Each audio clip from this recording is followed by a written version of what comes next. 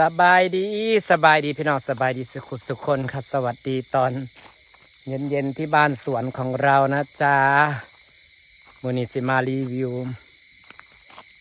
หลังจากติดต่อไฟแล้วว่าบรรยากาศเงียบสงัดเลยพี่น้องคนเอาเฮือนไก่คนเนาะมันเลยเงียบสงัดแบบไม่ได้ยินเสียงยังเลยนี่ราคาเพิ่นมาต่อไฟอีก2 หลอดให้แล้วพี่น้องแล้วเรียบร้อยบรรยากาศก็สิเงียบสงบแบบเนี้ยพี่น้องเงียบสงับแห้งเพราะว่าเฮือนเฮาบ่ได้ใกล้ไผเนาะอันนี้ผู้เห็นบ่ฝั่งนั้นก็บ่มีเฮือนไกลมีแต่เฮือนหลังหมดอยู่มุมพุ่นสิมาให้เบิ่งนี่นางอยู่ผู้เดียวนะคะเพราะฉะนั้นต้องการความสว่างเนาะนี่พี่น้องแนมเข้าไปก็สว่างเบิดที่เบิดแดนบ่ได้มารีวิวถ่ายนอกๆให้เบิ่งเนาะริมถนนใหญ่นะถนนบ้านนาก็สิเป็นถนนคอนกรีตแน่นประมาณนี้นะจ๊ะพี่น้องอันนี้อยู่คนเดียวบ้านสวนโดดเดี่ยวอันนั้นจะเป็นหมู่บ้านที่นี่เห็นไฟนี่คือหมู่บ้านเด้กระจายนี่เป็นหมู่บ้านกับเซเว่น500 เมตรตอนนี้ลงโค้งก็500 เมตรนี่ค่ะหลังจากต่อไฟให้ความสว่างแล้วเรียบร้อยก็สิประมาณนี้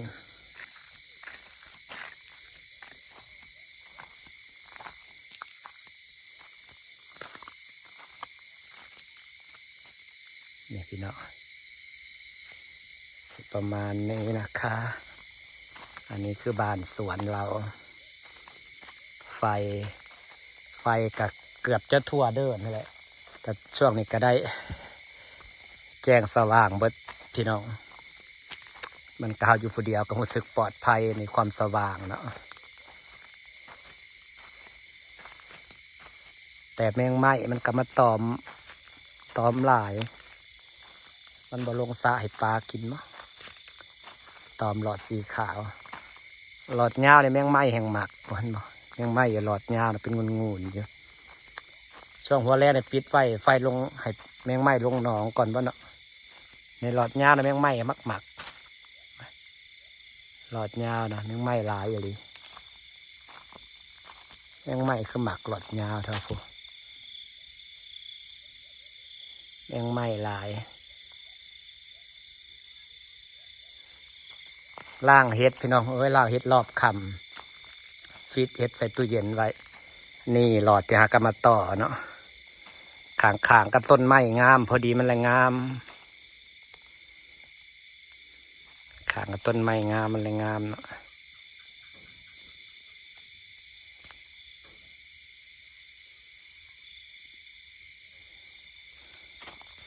อันนี้คือตัวมาต่อใหม่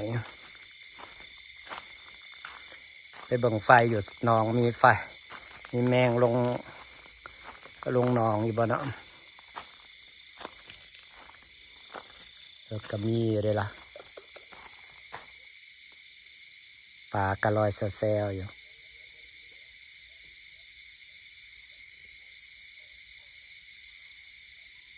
กระลายคือกันอยู่มันก็ได้ปลาลอยแซวอยู่กินในนี้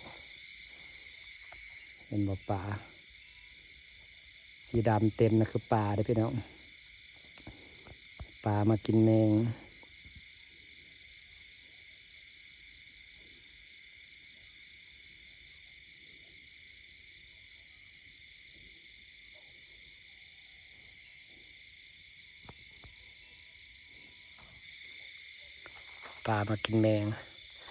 ส่วนนี้ก็เป็นการล่างเห็ดกับบ่ทันแล้วรอบคำพอแล้วแหละหลายแล้วกบแมงไม้หลายกบกระหลายนี่เพื่อสิแล้วพี่น้องเห็ดผู้เดียวนี่ล่างเห็ดแต่เห็ดอันนี้เห็ดรอบสุดท้ายมันเสียหอมเห็ดปวกจิกเสียหอมอันนี้ยังแส่น้ำรอบน้ำที่3ไม่ได้เลยนะเพื่อสิขูดแล้วเพื่อยังแล้วพี่น้องแส่น้ำที่3แล้วก็สีเอาไปรอบนี้นางสีบดต้มคือสุดรอบนางสีต้มมันอยู่ในน้ำอยู่ในความแข็งแล้วมันจางนางวะสิลองเบิ่งแห้งๆนี่แหละแล้วก็สิใส่ถุงไว้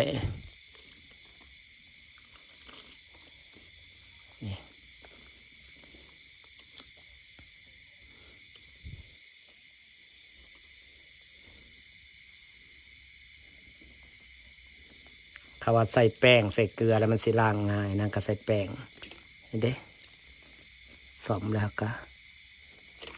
ล้างเลย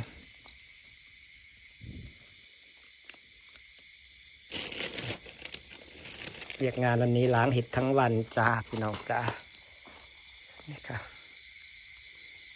บรรยากาศบ้านเฮาขูดเพื่อสิแล้ว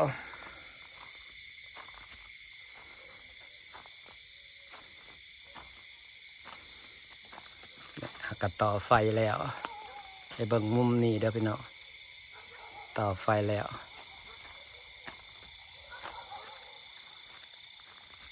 ก็สิแจ้งทั่วไปสว่างสวัย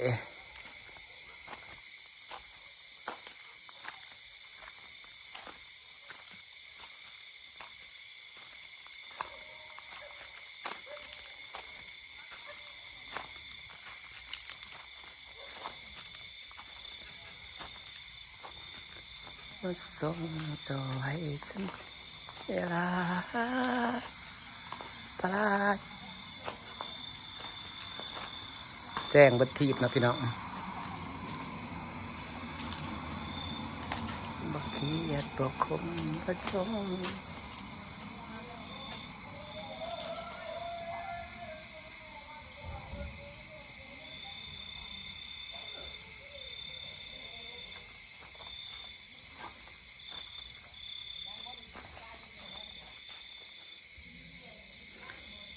บรรยากาศประมาณนี้พี่น้องสีฟ้าบรรยากาศซ้ำนี่เด้อมาถ่ายวิวให้เบิ่งว่าต่อไฟแล้วโอเคครับพี่น้องขอบคุณทุกคนที่ยังติดตามนะครับสู้ต่อไปจ้ะผมมีคนเบิ่งกับถ่ายคือเก่าก็สู้ต่อไปจ้ะพี่น้องสู้ๆนะคะเงียบสงบป่ะพี่น้อง